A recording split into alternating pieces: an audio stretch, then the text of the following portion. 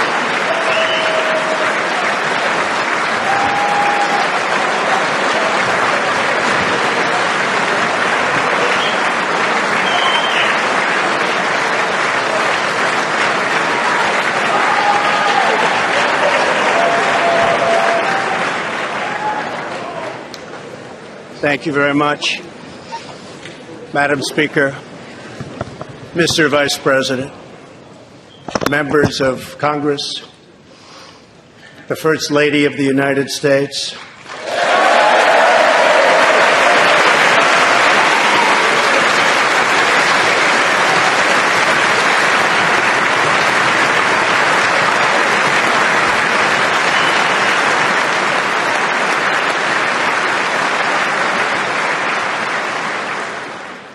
and my fellow Americans, we meet tonight at a moment of unlimited potential.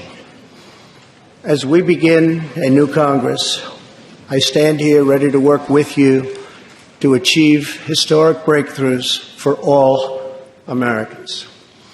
Millions of our fellow citizens are watching us now gathered in this great chamber, hoping that we will govern not as two parties, but as one nation.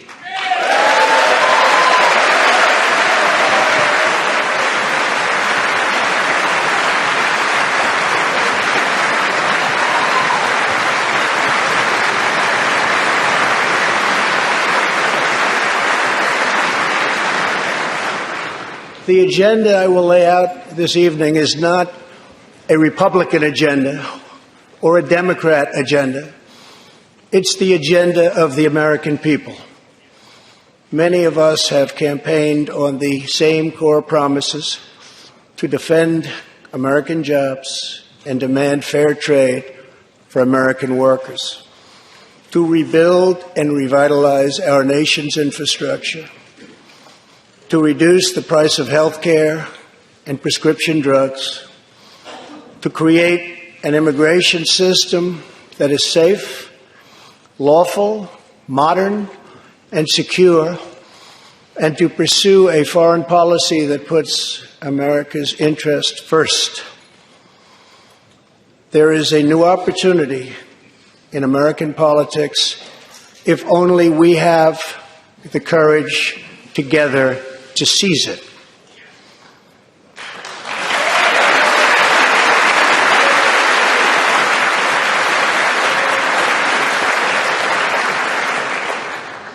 Victory is not winning for our party. Victory is winning for our country.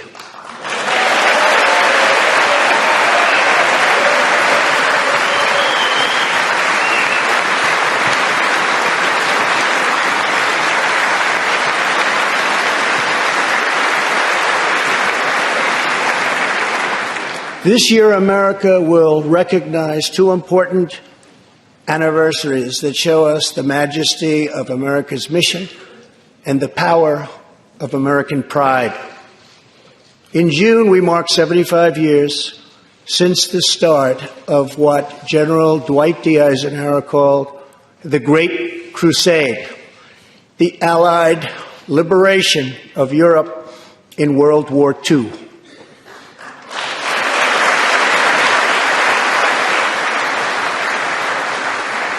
On D-Day, June 6, 1944, 15,000 American men jumped from the sky and 60,000 more stormed in from the sea to save our civilization from tyranny. Here with us tonight are three of those incredible heroes: Private First Class Joseph Riley, Staff Sergeant Irving Locker, and Sergeant Herman Zaitchik. Hey.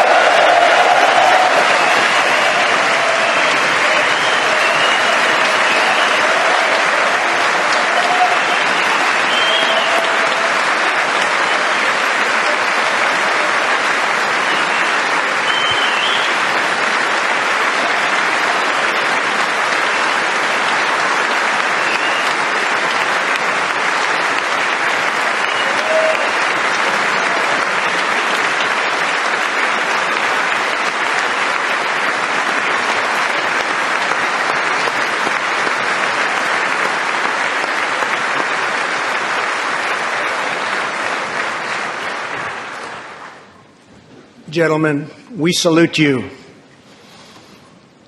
In 2019, we also celebrate 50 years since brave young pilots flew 250,000 miles through space to plant the American flag on the face of the moon.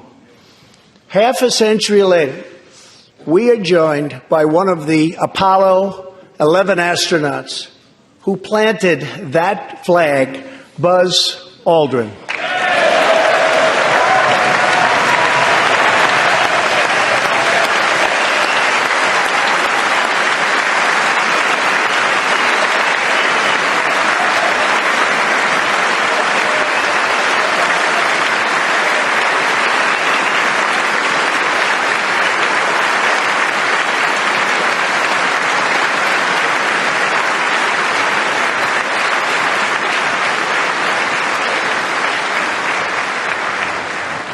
Thank you, Buzz. This year, American astronauts will go back to space on American rockets.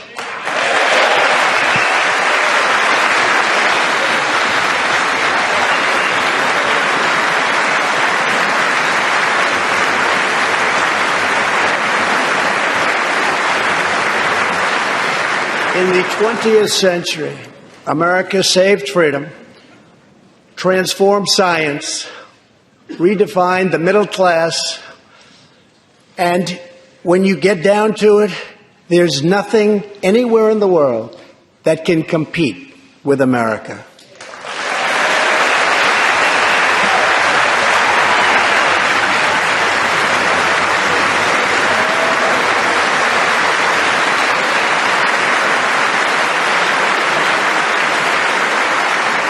Now we must step boldly and bravely into the next chapter of this great American adventure.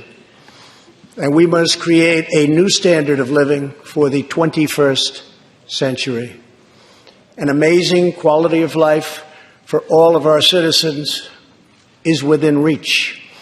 We can make our community safer, our families stronger, our culture richer, our faith deeper, and our middle class bigger and more prosperous than ever before.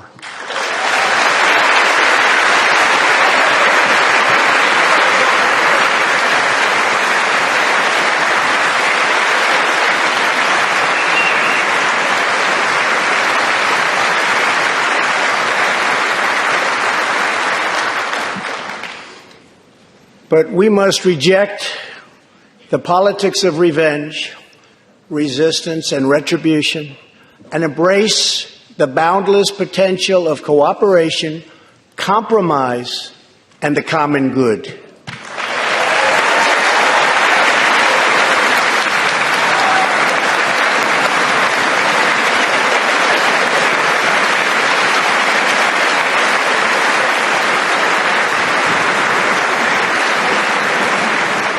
Together, we can break decades of political stalemate. We can bridge old divisions, heal old wounds, build new coalitions, forge new solutions, and unlock the extraordinary promise of America's future. The decision is ours to make. We must choose between greatness or gridlock, results or resistance, vision or vengeance, incredible progress or pointless destruction. Tonight, I ask you to choose greatness.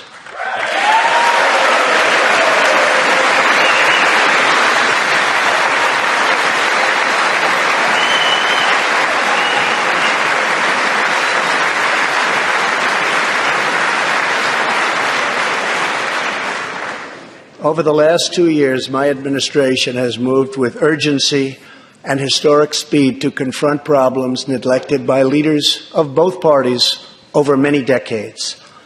In just over 2 years since the election, we have launched an unprecedented economic boom, a boom that has rarely been seen before. There's been nothing like it. We have created 5.3 million new jobs, and importantly added 600,000 new manufacturing jobs, something which almost everyone said was impossible to do. But the fact is, we are just getting started.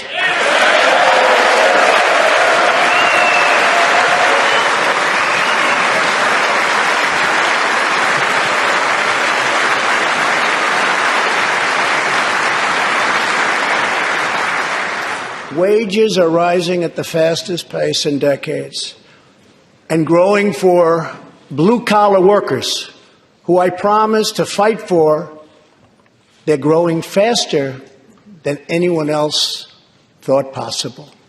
Nearly 5 million Americans have been lifted off food stamps.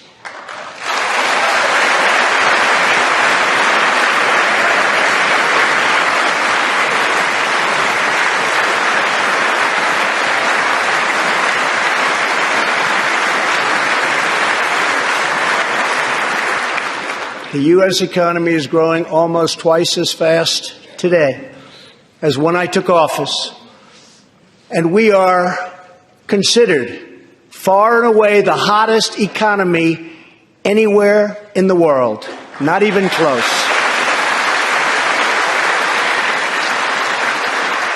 Unemployment has reached the lowest rate in over half a century.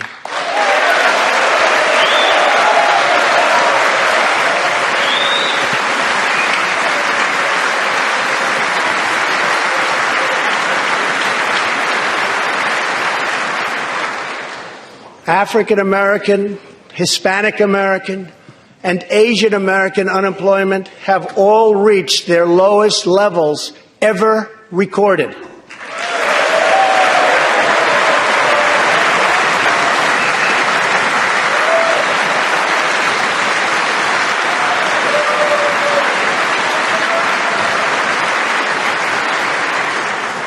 Unemployment for Americans with disabilities has also reached an all-time low.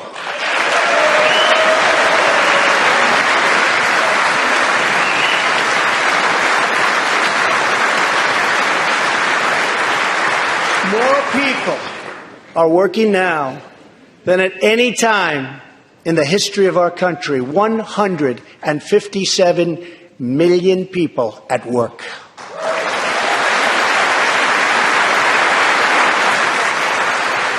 We passed a massive tax cut for working families and doubled the child tax credit.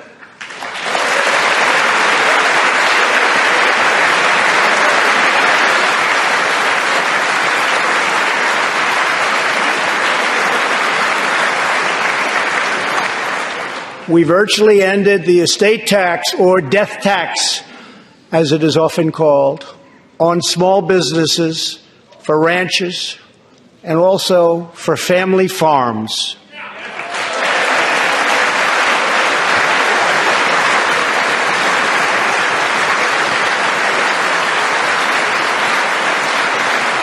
We eliminated the very unpopular Obamacare individual mandate penalty.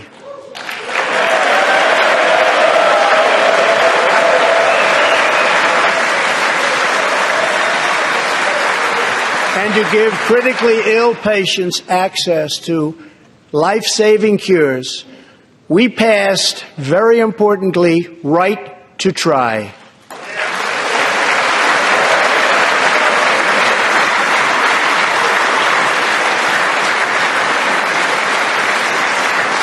My administration has cut more regulations in a short period of time than any other administration during its entire tenure.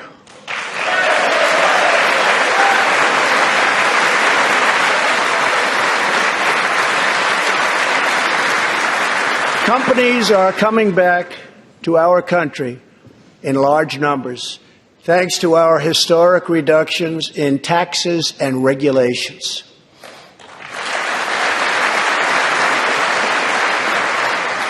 And we have unleashed a revolution in American energy. The United States is now the #1 producer of oil and natural gas anywhere in the world.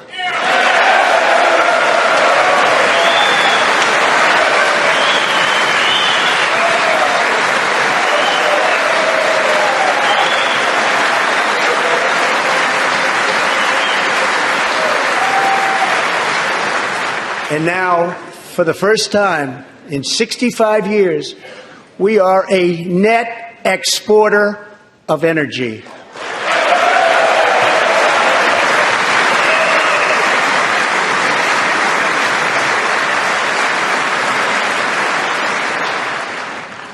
After 24 months of rapid progress, our economy is the envy of the world. Our military is the most powerful on earth by far, and America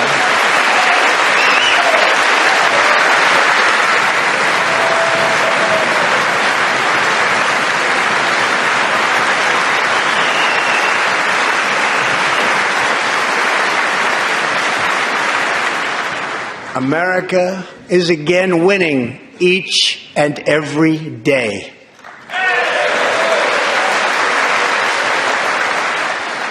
Members of Congress, the state of our union is strong.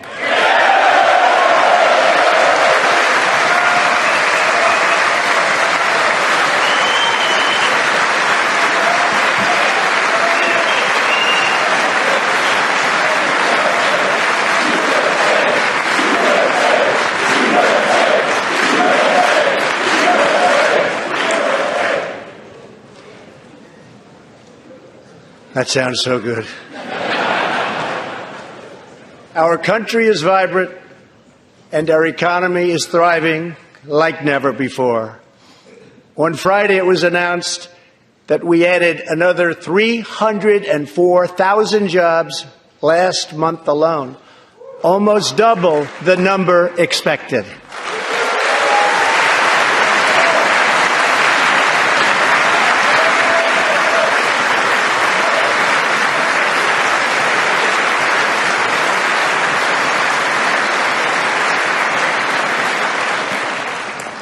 An economic miracle is taking place in the United States, and the only thing that can stop it are foolish wars, politics, or ridiculous partisan investigations.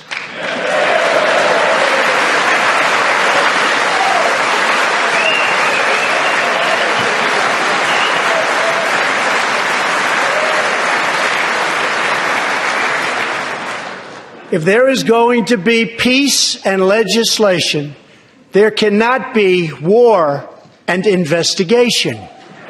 It just doesn't work that way. We must be united at home to defeat our adversaries abroad. This new era of cooperation can start with finally confirming the more than 300 highly qualified nominees who are still stuck in the Senate, in some cases years and years waiting. Not right.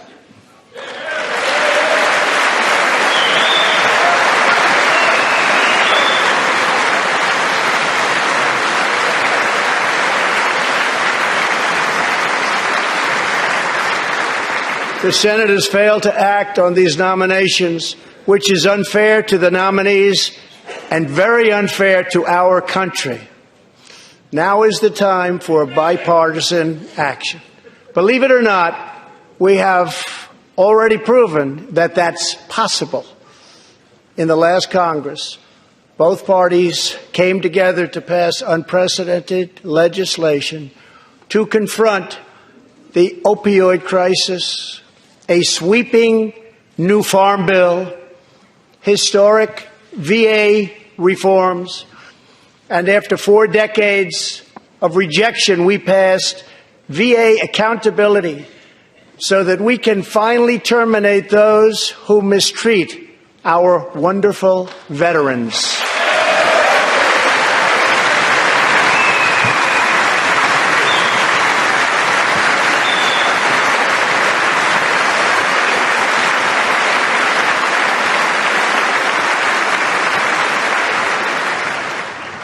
And just weeks ago, both parties united for groundbreaking criminal justice reform. They said it couldn't be done.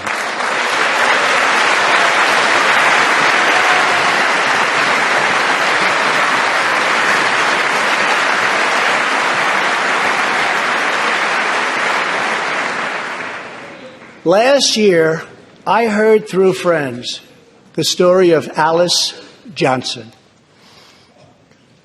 I was deeply moved. In 1997, Alice was sentenced to life in prison as a first-time nonviolent drug offender. Over the next 22 years, she became a prison minister, inspiring others to choose a better path. She had a big impact on that prison population and far beyond. Alice's story underscores the disparities and unfairness that can exist in criminal sentencing and the need to remedy this total injustice. She served almost that 22 years and had expected to be in prison for the remainder of her life. In June, I commuted Alice's sentence. When I saw Alice's beautiful family greet her at the prison gates, hugging and kissing and crying and laughing, I knew I did something right. Alice is with us tonight, and she is a terrific woman. Terrific. Alice, please.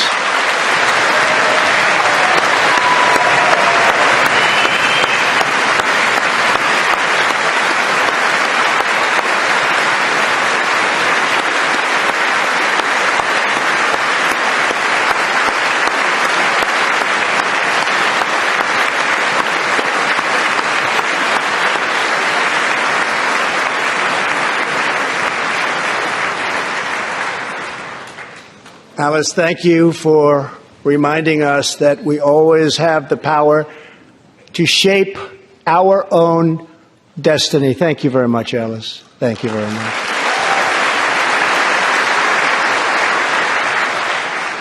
Inspired by stories like Alice's, my administration worked closely with members of both parties to sign the First Step Act into law.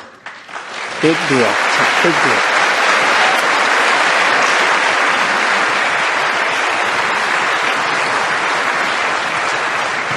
This legislation reformed sentencing laws that have wrongly and disproportionately harmed the African American community. The First Step Act gives nonviolent offenders the chance to re-enter society as productive, law-abiding citizens. Now, states across the country are following our lead. America is a nation that believes in redemption. We are also joined tonight by Matthew Charles from Tennessee. In 1996, at the age of 30, Matthew was sentenced to 35 years for selling drugs and related offenses. Over the next 2 decades, he completed more than 30 Bible studies, became a law clerk, and mentored many of his fellow inmates.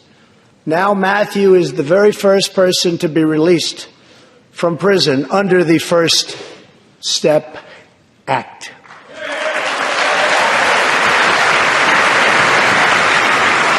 Matthew, please.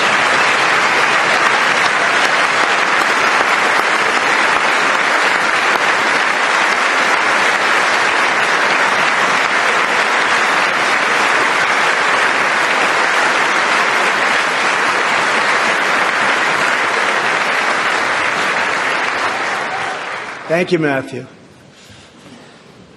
Welcome home.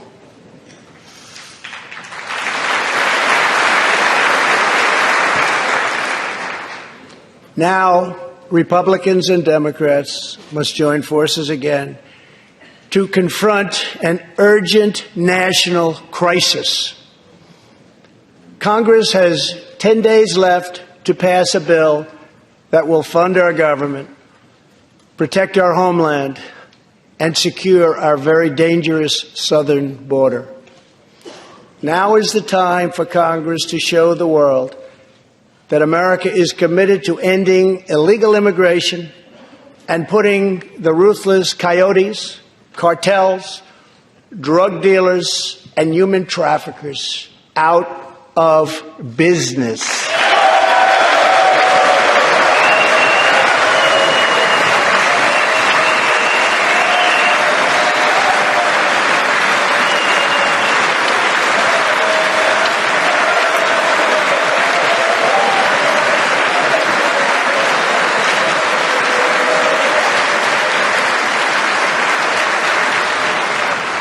As we speak, large, organized caravans are on the march to the United States.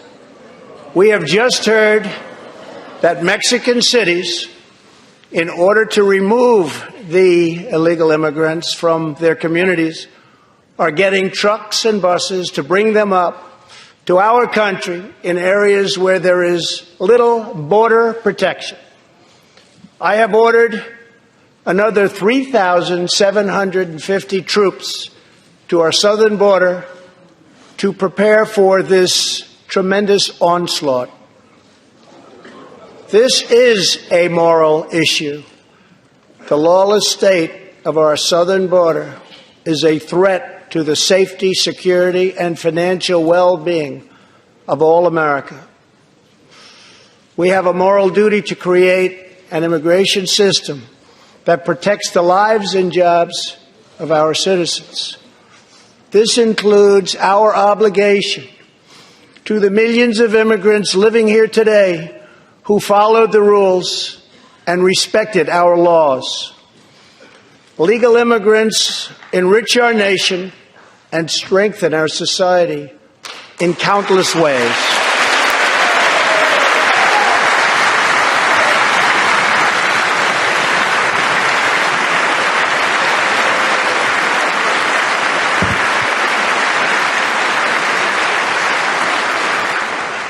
I want people to come into our country in the largest numbers ever, but they have to come in legally.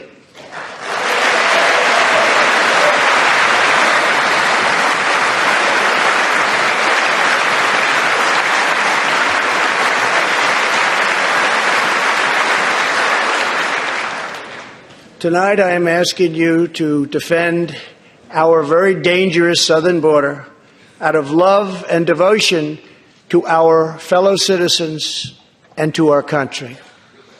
No issue better illustrates the divide between America's working class and America's political class than illegal immigration. Wealthy politicians and donors push for open borders while living their lives behind walls and gates and guards.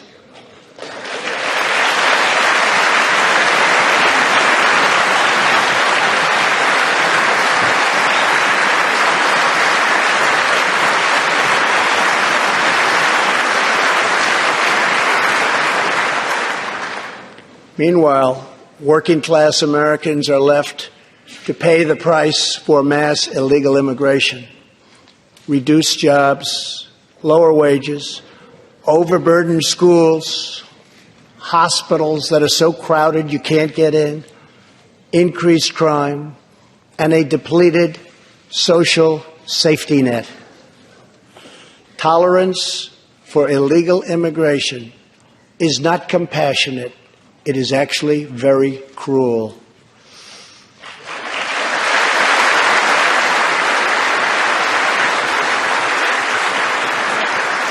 One in 3 women is sexually assaulted on the long journey north. Smugglers use migrant children as human pawns to exploit our laws and gain access to our country. Human traffickers and sex traffickers take advantage of the wide open areas between our ports of entry to smuggle thousands of young girls and women into the United States and to sell them into prostitution and modern-day slavery. Tens of thousands of innocent Americans are killed by lethal drugs that cross our border and flood into our cities, including meth, heroin, cocaine, and fentanyl. The savage gang, MS-13, now operates in at least 20 different American states, and they almost all come through our southern border.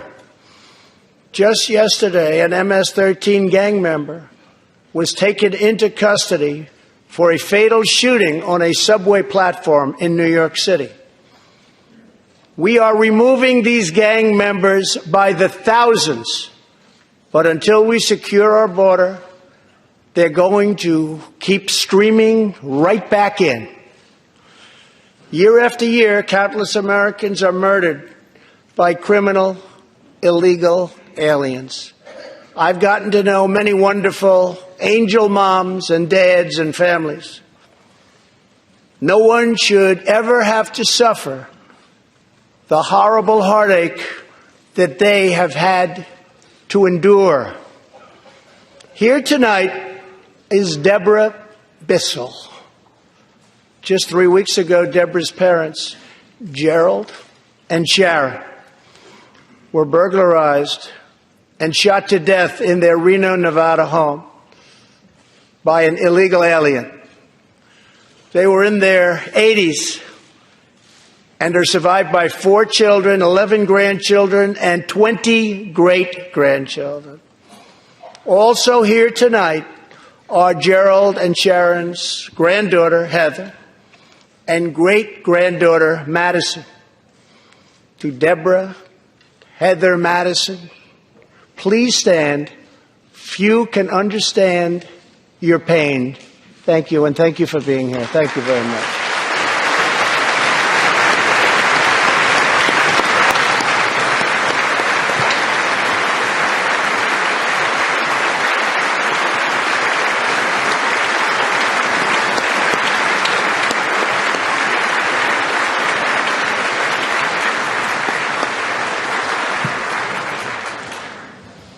I will never forget, and I will fight for the memory of Gerald and Sharon, that it should never happen again. Not one more American life should be lost because our nation failed to control its very dangerous border.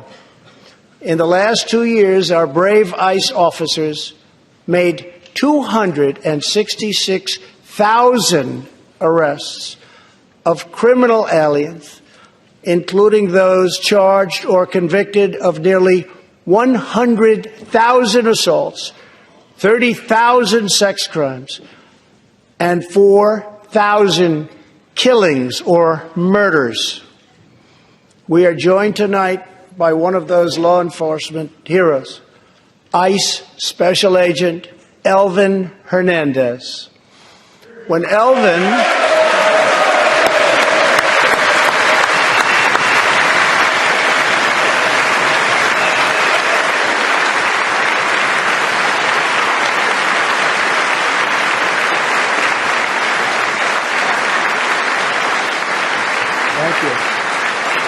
When Elvin was a boy, he and his family legally immigrated to the United States from the Dominican Republic. At the age of 8, Elvin told his dad he wanted to become a special agent. Today, he leads investigations into the scourge of international sex trafficking. Elvin says that if I can make sure these young girls get their justice, I've really done my job. Thanks to his work and that of his incredible colleagues, more than 300 women and girls have been rescued from the horror of this terrible situation. And more than 1,500 sadistic traffickers have been put behind bars.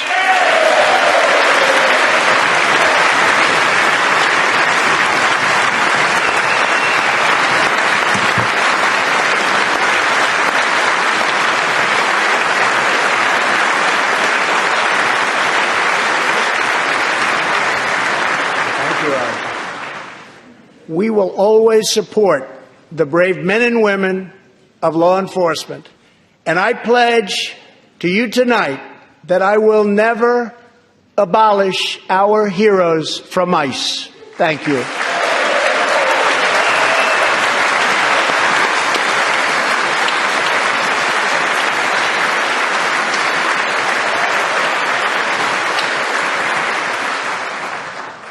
My administration has sent to Congress a common-sense proposal to end the crisis on the southern border. It includes humanitarian assistance, more law enforcement, drug detection at our ports, closing loopholes that enable child smuggling, and plans for a new physical barrier or wall to secure the vast areas between our ports of entry. In the past, most of the people in this room voted for a wall, but the proper wall never got built. I will get it built.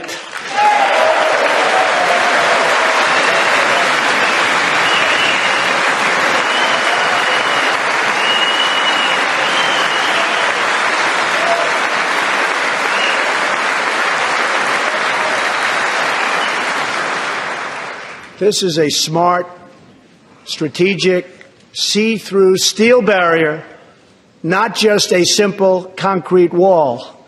It will be deployed in the areas identified by the border agents as having the greatest need, and these agents will tell you where walls go up, illegal crossings go way, way down.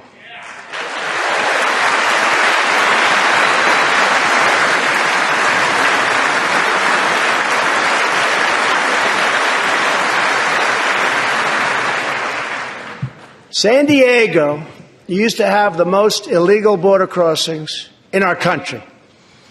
In response, a strong security wall was put in place. This powerful barrier almost completely ended illegal crossings.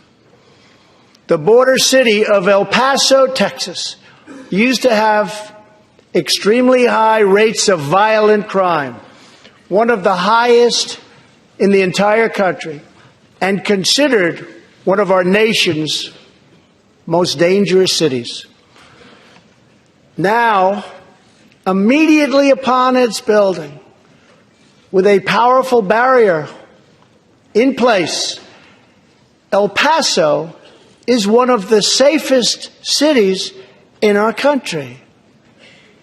Simply put, walls work and walls save lives.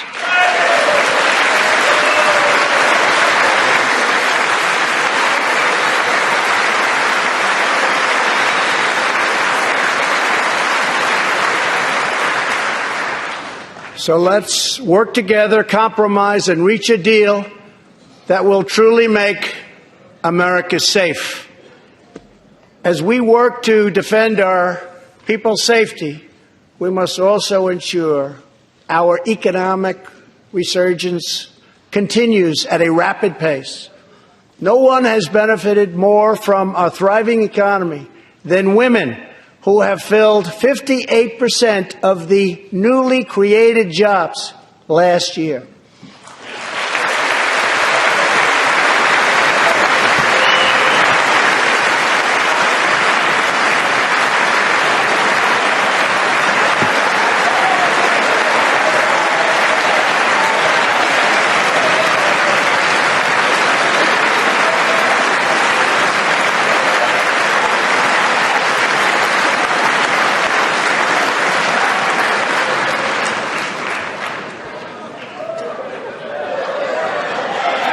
You weren't supposed to do that. Thank you very much. Thank you very much. All Americans can be proud that we have more women in the workforce than ever before.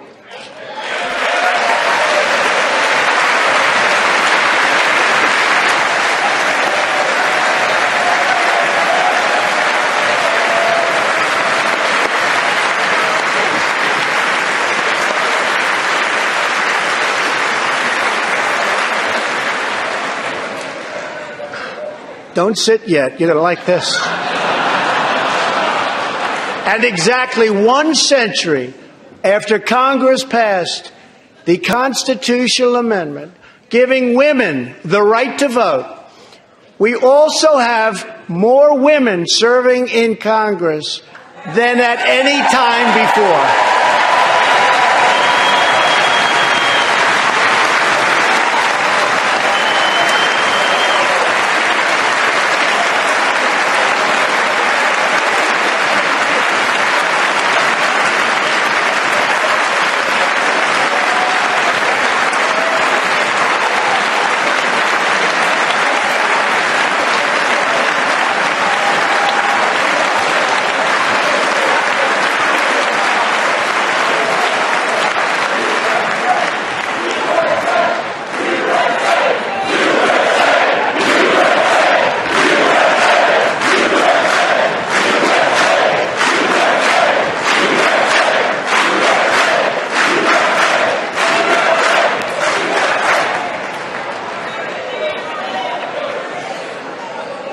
That's great.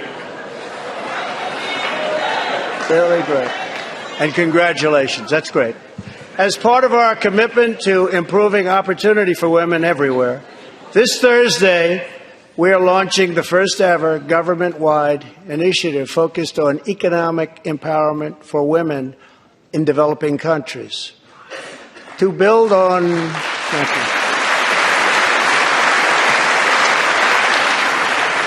our incredible economic success, one priority is paramount: reversing decades of calamitous trade policies. So bad. We are now making it clear to China that after years of targeting our industries and stealing our intellectual property, the theft of American jobs and wealth has come to an end.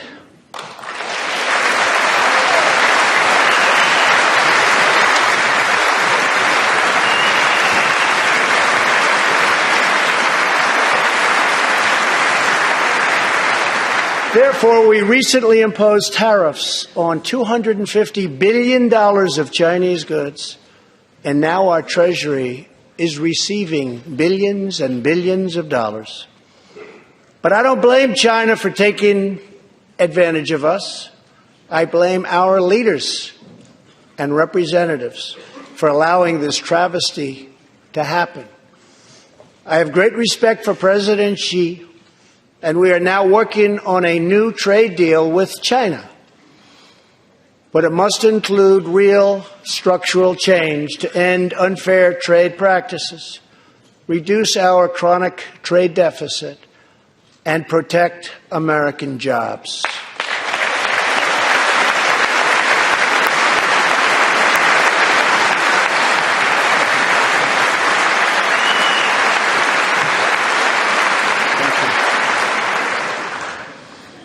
Another historic trade blunder was the catastrophe known as NAFTA. I have met the men and women of Michigan, Ohio, Pennsylvania, Indiana, New Hampshire, and many other states whose dreams were shattered by the signing of NAFTA. For years, politicians promised them they would renegotiate for a better deal. But no one ever tried until now. Our new U.S.-Mexico-Canada agreement, the USMCA, will replace NAFTA and deliver for American workers like they haven't had delivered to for a long time. I hope you can pass the USMCA into law so that we can bring back our manufacturing jobs in even greater numbers, expand American agriculture, protect intellectual property, and ensure that more cars are proudly stamped with our four beautiful words: Made in the USA.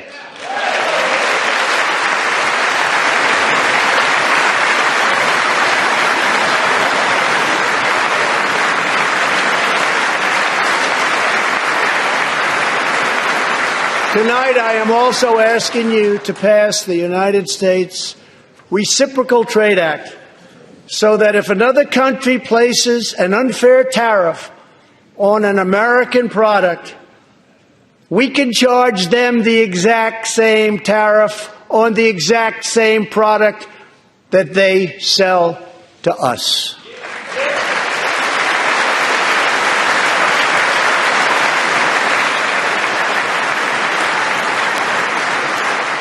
Both parties should be able to unite for a great rebuilding of America's crumbling infrastructure.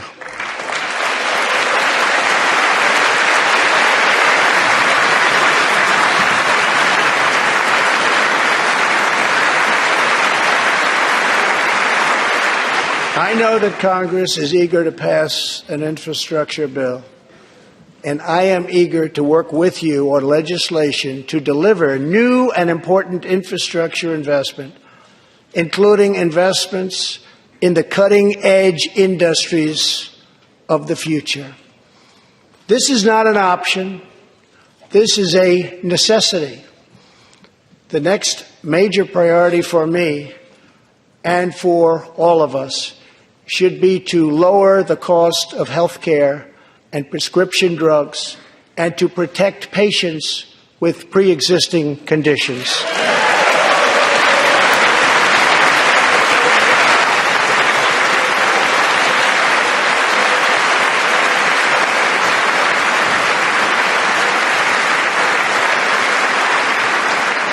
Already as a result of my administration's efforts in 2018, drug prices experienced their single largest decline in 46 years.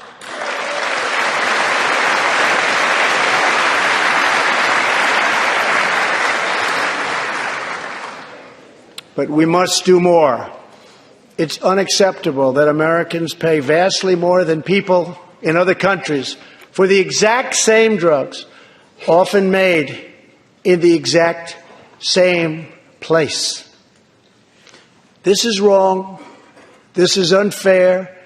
And together, we will stop it. And we'll stop it fast.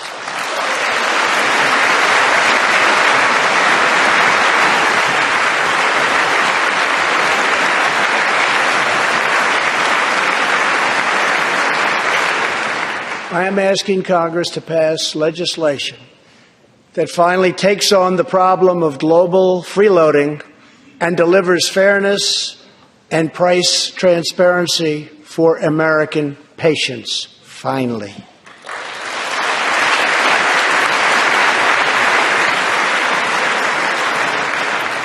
We should also require drug companies, insurance companies, and hospitals to disclose real prices to foster competition and bring costs way down.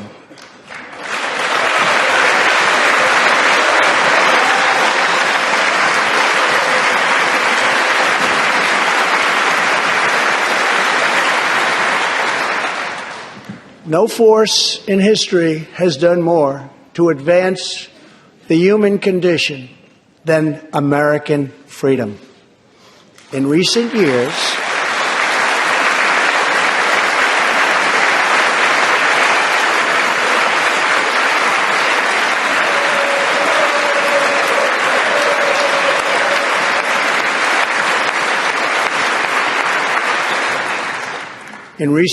we have made remarkable progress in the fight against HIV and AIDS.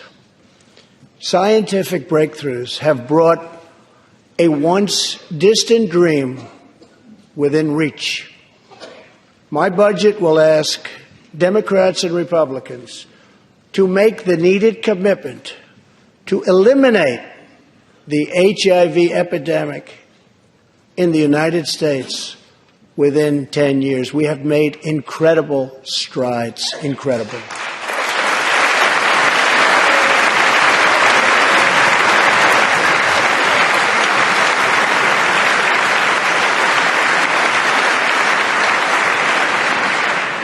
Together, we will defeat AIDS in America and beyond.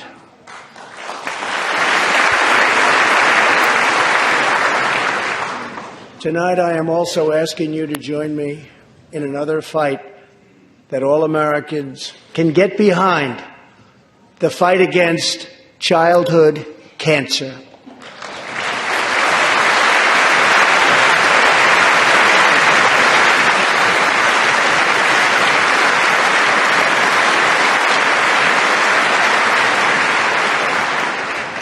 Joining Melania in the gallery this evening is a very brave 10-year-old girl, Grace Eline.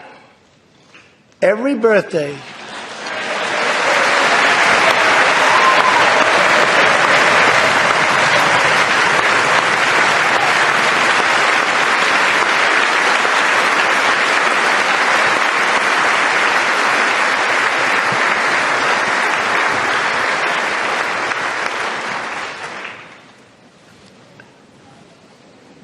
hi, Grace. Every birthday since she was 4, Grace asked her friends to donate to St. Jude's Children's Hospital. She did not know that one day she might be a patient herself. That's what happened. Last year, Grace was diagnosed with brain cancer. Immediately, she began radiation treatment. At the same time, she rallied her community and raised more than $40,000 for the fight against cancer.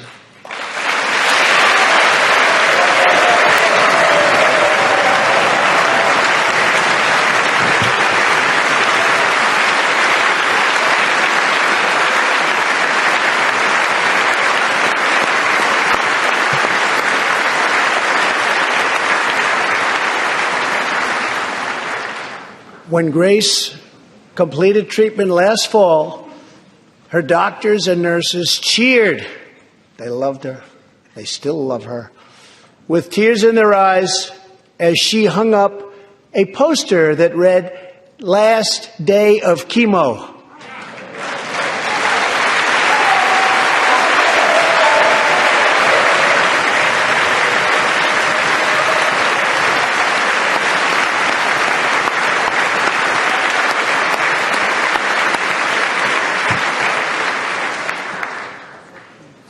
Thank you very much, Grace. You are a great inspiration to everyone in this room. Thank you very much. Many childhood cancers have not seen new therapies in decades. My budget will ask Congress for $500 million over the next 10 years to fund this critical life-saving research. To help support working parents, the time has come to pass school choice for Americans' children.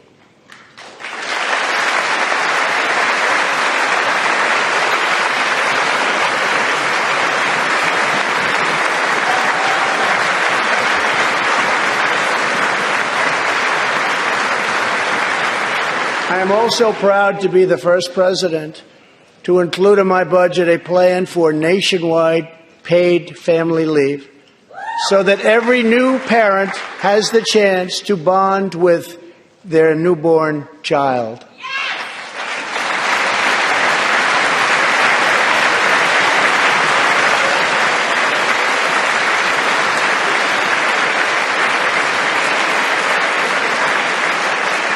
There could be no greater contrast to the beautiful image of a mother holding her infant child than the chilling displays our nation saw in recent days.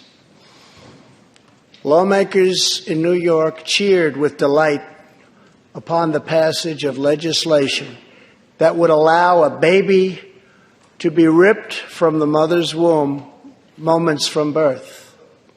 These are living, feeling, beautiful babies who will never get the chance to share their love and their dreams with the world. And then we had the case of the governor of Virginia, where he stated he would execute a baby after birth. To defend the dignity of every person, I am asking Congress to pass legislation to prohibit the late-term abortion of children who can feel pain in the mother's womb.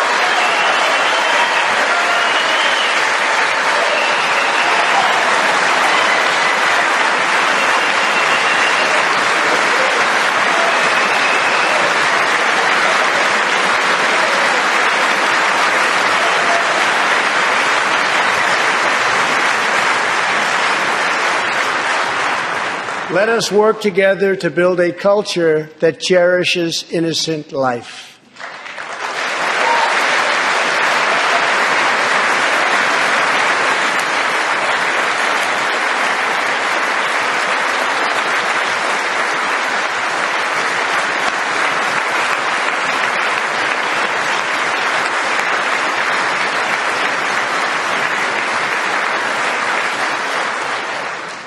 And let us reaffirm a fundamental truth.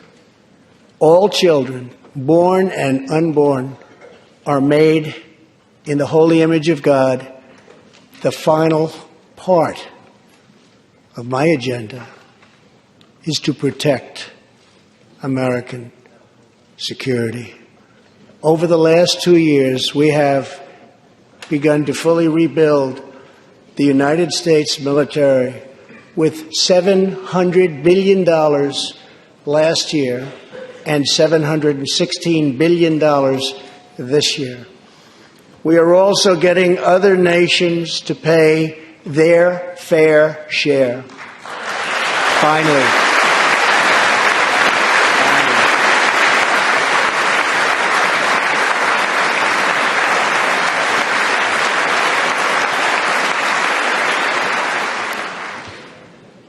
For years, the United States was being treated very unfairly by friends of ours, members of NATO. But now we have secured, over the last couple of years, more than $100 billion of increase in defense spending from our NATO allies. They said it couldn't be done.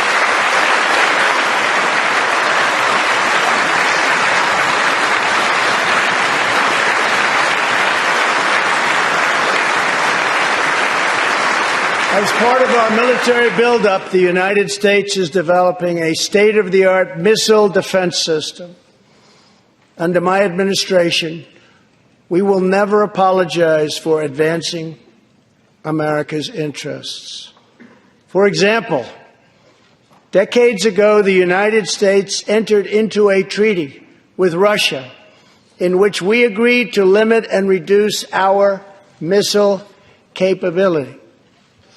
While we followed the agreement and the rules to the letter, Russia repeatedly violated its terms.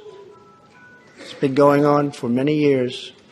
That is why I announced that the United States is officially withdrawing from the Intermediate Range Nuclear Forces Treaty, or INF Treaty.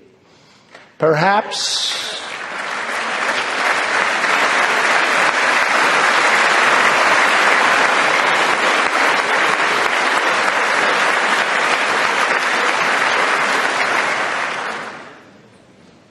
we really have no choice. Perhaps we can negotiate a different agreement, adding China and others, or perhaps we can't, in which case we will outspend and out-innovate all others by far.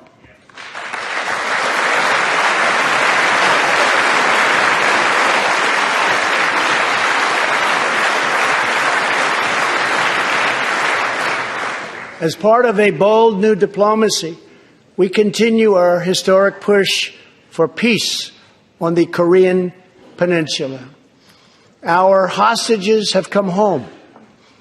Nuclear testing has stopped, and there has not been a missile launch in more than 15 months. If I had not been elected President of the United States, we would right now, in my opinion, be in a major war with North Korea.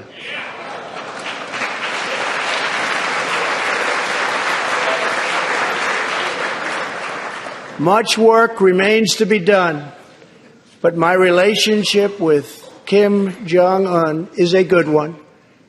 Chairman Kim and I will meet again on February 27th and 28th in Vietnam.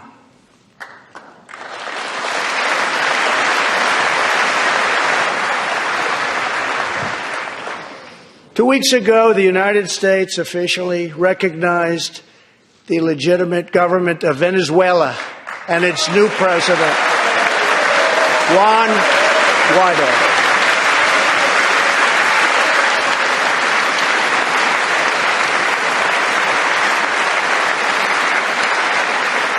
We stand with the Venezuelan people in their noble quest for freedom, and we condemn the brutality of the Maduro regime, whose socialist policies have turned that nation from being the wealthiest in South America into a state of abject poverty and despair.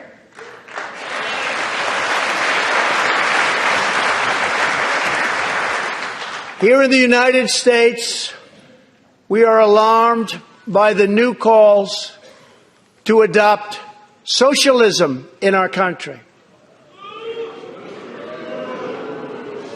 America was founded on liberty and independence, and not government coercion, domination, and control. We are born free, and we will stay free.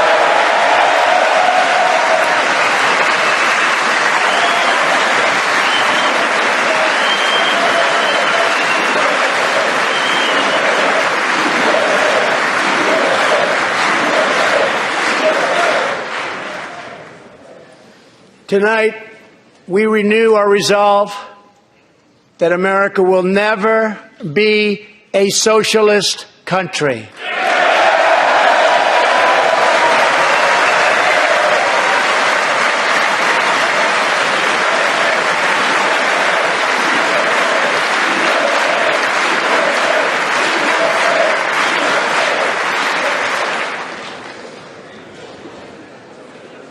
One of the most complex set of challenges we face, and have for many years, is in the Middle East.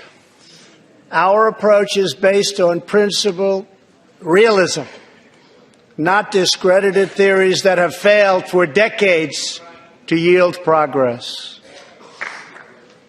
For this reason, my administration recognized the true capital of Israel and proudly opened the American embassy in Jerusalem.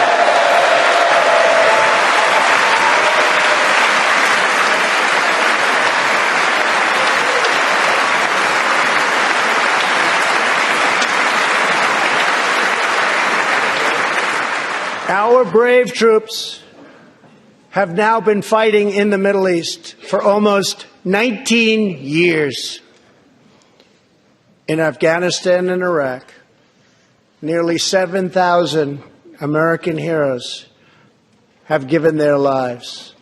More than 52,000 Americans have been badly wounded. We have spent more than $7 trillion in fighting wars in the Middle East. As a candidate for president, I loudly pledged a new approach. Great nations do not fight endless wars.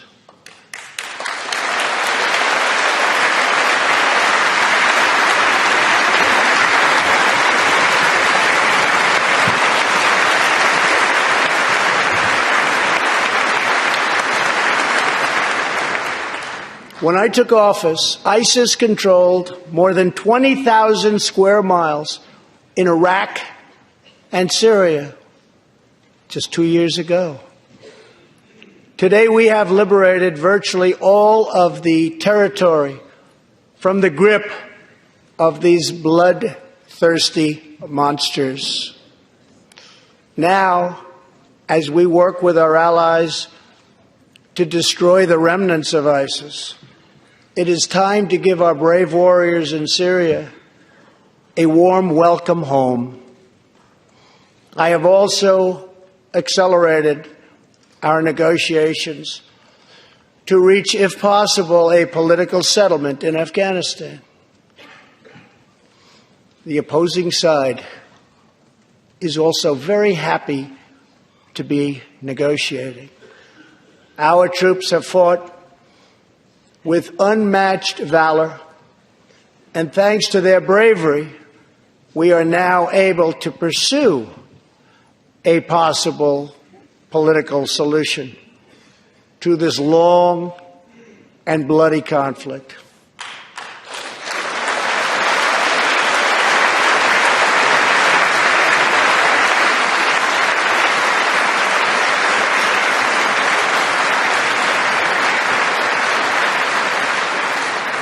In Afghanistan, my administration is holding constructive talks with a number of Afghan groups, including the Taliban. As we make progress in these negotiations, we will be able to reduce our troops' presence and focus on counterterrorism, and we will indeed focus on counterterrorism. We do not know whether we'll achieve an agreement, but we do know that after 2 decades of war, the hour has come to at least try for peace, and the other side would like to do the same thing. It's time.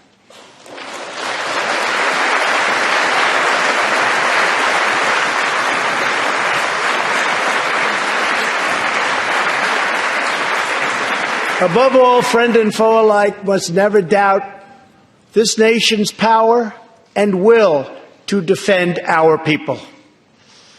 18 years ago, violent terrorists attacked the USS Cole, and last month, American forces killed one of the leaders of that attack.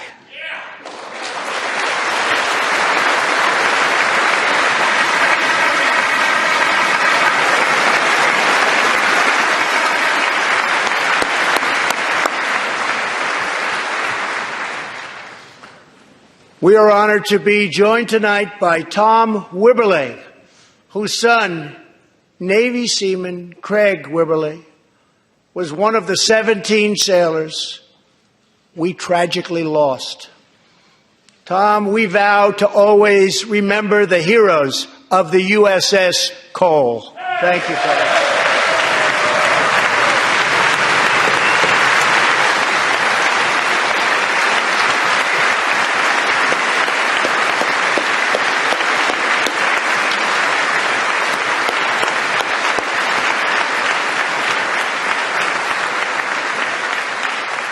My administration has acted decisively to confront the world's leading state sponsor of terror, the radical regime in Iran.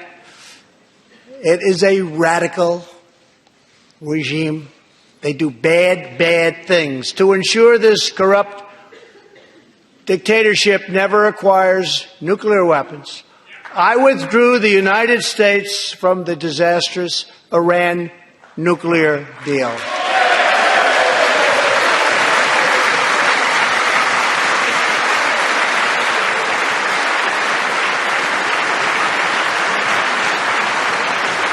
And last fall, we put in place the toughest sanctions ever imposed by us on a country.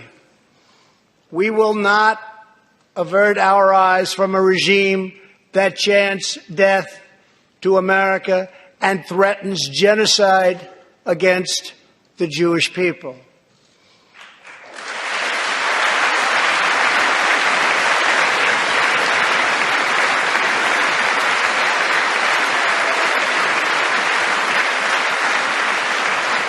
We must never ignore the vile poison of anti-Semitism or those who spread its venomous creed.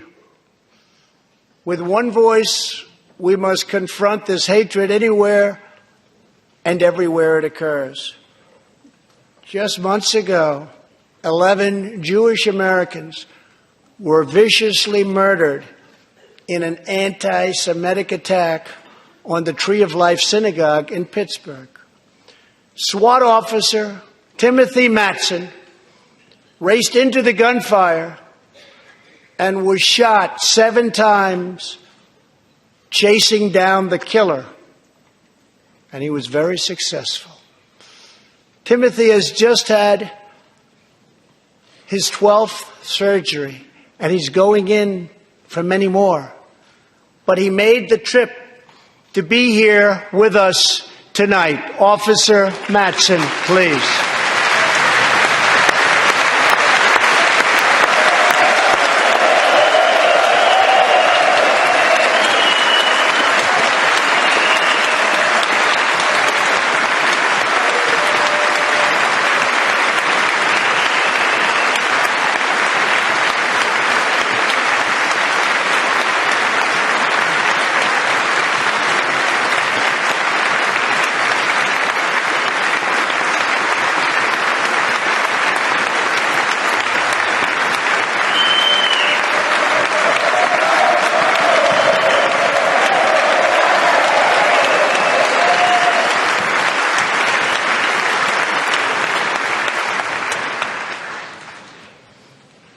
Thank you. We are forever grateful. Thank you very much. Tonight, we are also joined by Pittsburgh survivor Judah Samet. He arrived at the synagogue as the massacre began. But not only did Judah narrowly escape death last fall, more than 7 decades ago, he narrowly survived the Nazi concentration camps. Today is Judah's 81st birthday.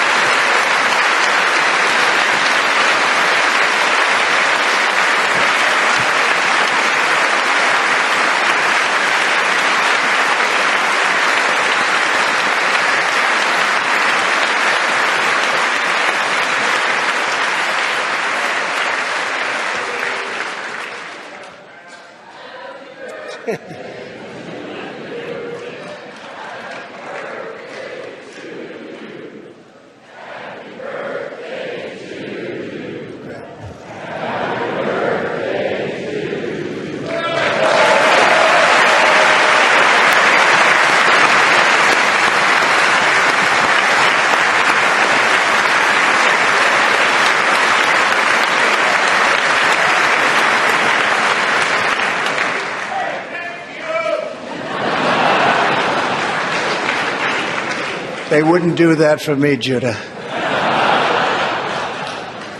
Judah says he can still remember the exact moment nearly 75 years ago, after 10 months in a concentration camp, when he and his family were put on a train and told they were going to another camp.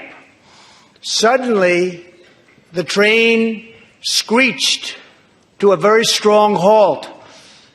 A soldier appeared. Judah's family braced for the absolute worst. Then his father cried out with joy, "It's the Americans! It's the Americans!"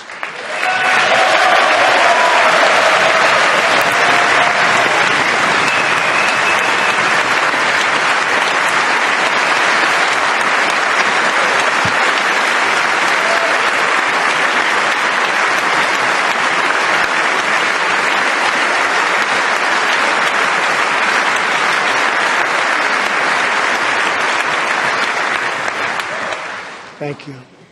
A second Holocaust survivor who is here tonight, Joshua Kaufman, was a prisoner at Dachau. He remembers watching through a hole in the wall of a cattle car as American soldiers rolled in with tanks. To me, Joshua recalls, the American soldiers were proof that God exists. And they came down from the sky. They came down from heaven.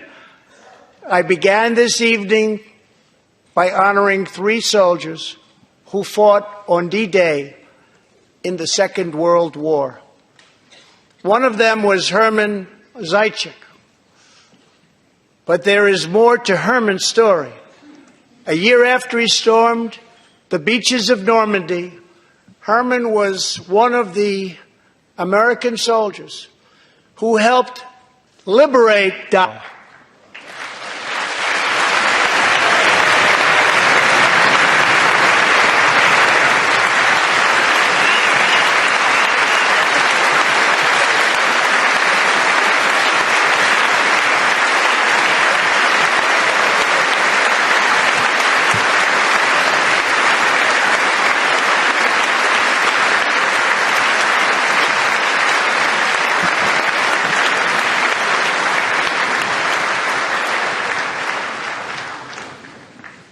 He was one of the Americans who helped rescue Joshua from that hell on earth.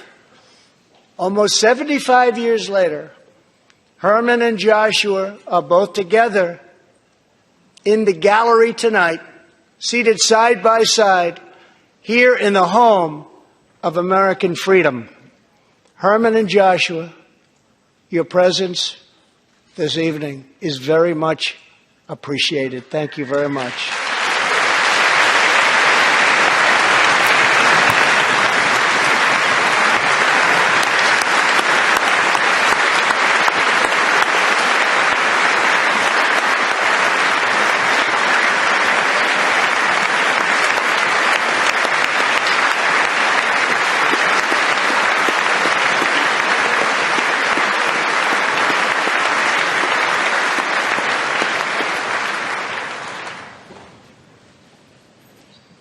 Thank you.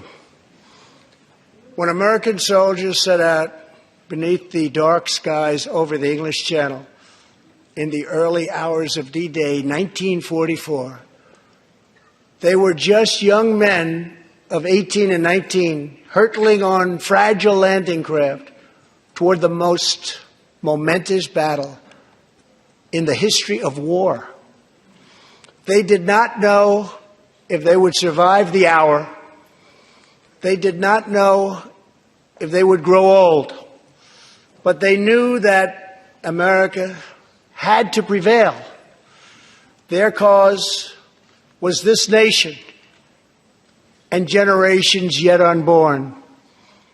Why did they do it? They did it for America. They did it for us.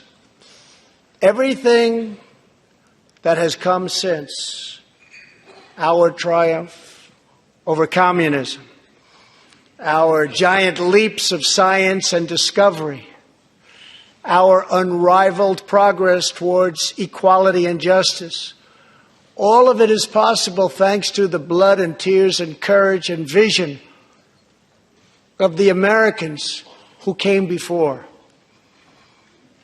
Think of this Capitol.